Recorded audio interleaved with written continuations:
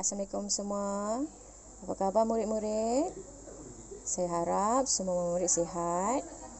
Okey, baiklah, hari ini kita akan teruskan sesi pengajaran kita dengan topik atau tajuk berkaitan ulasan. Okey, kita akan belajar tentang ulasan. Okey, sekarang ni yang saya paparkan di hadapan awak ni merupakan antara contoh ulasan PT3 sebenar. Okey, di mana di bahagian atas ni merupakan arahan soalan. Okey, arahan soalan dan ada rajah. Okey, rajah bermaklumat. Okey, ada maklumat lah di bawah ni. Sama ada dalam bentuk rajah atau penulisan lah. Okey, jadi rajah dan maklumat ni akan membantu untuk awak menulis ulasan. Okey, yang ini, yang belah atas ni, di bahagian atas ni merupakan arahan dia lah. Okey, arahan dia sama je. Okey, lihat rajah di bawah ini dengan teliti. Kemudian tulis ulasan yang panjangnya antara 80 hingga 100 patah perkataan. Okey, jadi awak semua kena patuhlah pada arahan ni.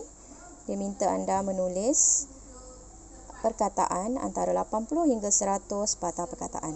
Okey. Okey, kemudian ulasan ni dia berbeza dengan ringkasan kerana dia tidak letakkan tajuk di sinilah. Dia tak letakkan tema, tajuk ataupun kata kunci ke atas ni. Awak kena cari sendiri berdasarkan rajah dan maklumat dia lah. Okey, tapi kalau kamu tengok dari rajah ni, rajah dan juga maklumat ni yang ditulis tu menunjukkan tentang gotong royong. Okey, gotong royong yang adakan di kawasan sekolah. Okey, kita lihat kat sini ada 4 isi yang telah disediakan. Yang ada dalam soalan ni ada, dia dah sediakan 4 maklumat kat sini. Jadi maklumat yang awak nampak ni dipanggil isi tersurat. Okey, tersurat adalah isi yang awak nampak, awak boleh baca. Okey, isi tersurat. Okey, saya fokuslah lebih dekat. Okey, yang pertama. Okey, kita tengok, kena baca. Okey, bila ada dia tulis, sebenarnya lagi mudah tau untuk awak membuat ulasan. Okey, tapi kena bacalah, kena baca lebih daripada sekali. Kita baca satu-satu. Yang pertama, melahirkan semangat kekitaan. Yang kedua, menjimatkan wang. Yang ketiga, meringankan pekerjaan. Dan yang keempat, memupuk kesan penyayang. Okey, jadi kita tengok daripada apa yang ditulis ni, awak boleh bayangkan tak apa tajuk ataupun kata kunci yang ingin disampaikan. Okey, bagus. Mestilah kesan, kan? Kesan bergotong royong. Okey, kesan bergotong royong. Jadi yang pertama, kesan dia apa? Melahirkan. Okey, saya highlightkan lah. Okey, saya highlightkan melahirkan semangat kekitaan. Okey. Kemudian kesan dia kedua, kesan atau kebaikan lah, menjimatkan wang. Kebaikan yang ketiga, meringankan pekerjaan. Dan yang keempat, memupuk masyarakat penyayang. Okey. Kemudian bila awak dah kenal pasti tajuk ataupun arahan ataupun kehendak soalan tu, okey, jadi kita nak cari pula isi tersirat lah. Okey, isi tersirat dia. Macam mana nak cari isi tersirat? Okey, kita tengok. Kita boleh guna kaedah apa? Kaedah yang saya ajar sebelum ni, iaitu 5W 1H, ataupun dia sama juga yang satu lagi tu apa? Ingat lagi tak? M B apa? MB M apa? Ya ke? Lupa. Mas 3 BM. BM. Okey, mas 3 BM. Okey, mas 3 BM dia samalah macam apa? 5W1H. Dia samalah konsep dia, nama je lain. Mas 3 BM. Okey, jadi macam mana cara nak cari 5W1H atau mas 3 BM ni? M ni pertama adalah mengapa. Lepas tu A apa. B yang pertama bila. B kedua berapa. B ketiga bagaimana. M apa? Satu lagi mengapa, apa, bila, berapa, bagaimana. M satu lagi apa? Mengapa. Okey, M yang terakhir tadi adalah mana. Okey, sama juga dengan 5W1H lah, cuma 5W1H ni dalam bahasa Inggeris lah. Okey, tapi kalau bahasa Melayu dia inilah mas 3 PM.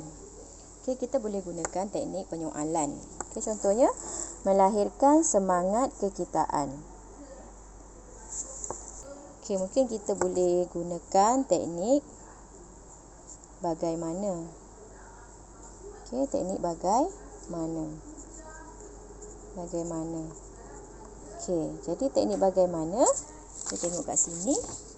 Contoh teknik bagaimana menunjukkan. Teknik bagaimana, okey, saya highlightkan lah. Menunjukkan rasa kasih sayang. Okey, digunakan teknik bagaimana. Okey, kemudian kita tengok pula menjimatkan masa. Menjimatkan masa. Okey,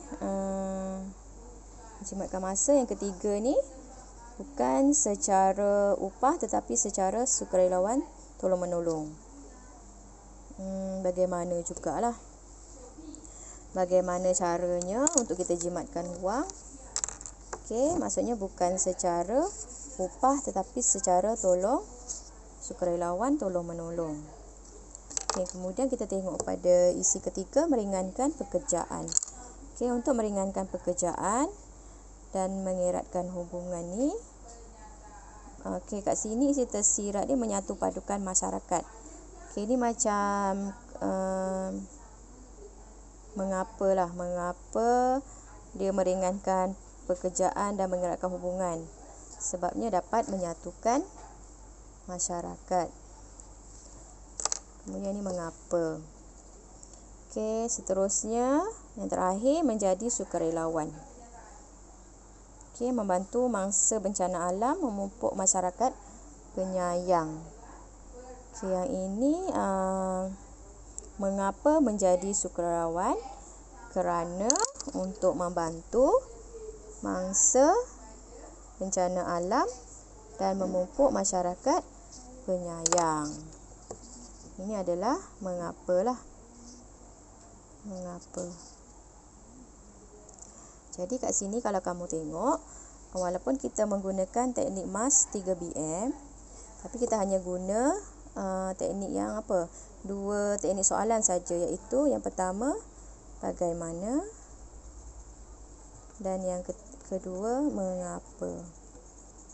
Okey, tak apa, tak ada masalah kerana awak masih menggunakan teknik tersebut. Dan daripada teknik tersebut awak dapat menjana idea. Okay, tujuan dia untuk tujuan kita gunakan teknik ni. Teknik ni sebenarnya adalah panduan untuk awak menjana idea. Okey. Kemudian bila awak dah dapat isi tersirat, okay, kat sini adalah isi tersirat lah yang cikgu highlightkan warna oranye tu adalah isi tersirat. Okay, jadinya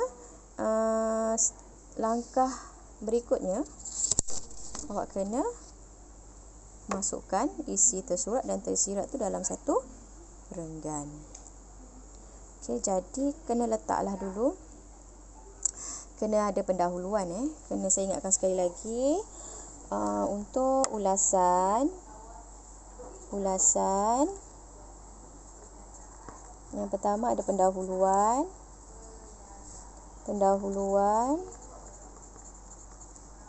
isi dan penutup. Okey, kena ada pendahuluan, isi dan penutup. Okey, jadinya kat sini pendahuluan ada dekat ayat pertama ni adalah pendahuluan. Okey, kalau kat sini dia memberikan, mencari maksud. Okey, apa itu bergotong royong? Okey, bergotong royong merupakan amalan hidup masyarakat Malaysia. Okey. Kemudian terus pergi ayat kedua tu, kita terus pergi kepada isi pertama. Okey, iaitu amalan mulia ini menyuburkan semangat kekitaan. Okey. Kemudian warga sekolah bergotong royong semasa membersihkan kawasan sekolah menunjukkan bahawa mereka sayang akan sekolah mereka. Yang itu isi tersirat lah bagi isi tersurat pertama. Kemudian kita tengok kat sini, kita nak masuk isi kedua. Mulakan dengan penanda wacana. Selain itu, kemudian isi kedua. Gotong royong dapat mempercepatkan dan meringankan sesuatu kerja. Hal ini demikian kerana setiap yang terlibat bekerja bagai au dengan tebing.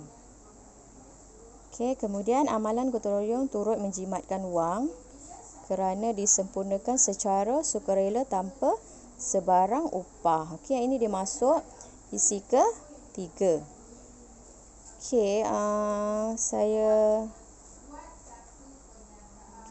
bagi awak tangan tapi okey, kalau boleh yang ini saya nak awak letakkanlah penanda wacana lah. Seterusnya amalan gotong royong turut menjimatkan wang kerana disempurnakan secara sukarela tanpa sebarang upah.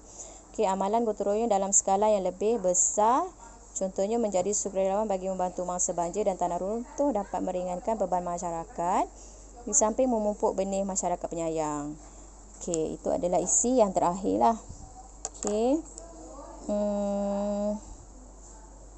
Okey, untuk akhirnya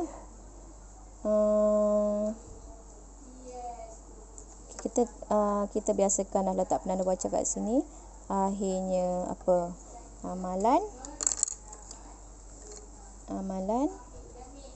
gotong royong itu adalah isi terakhir.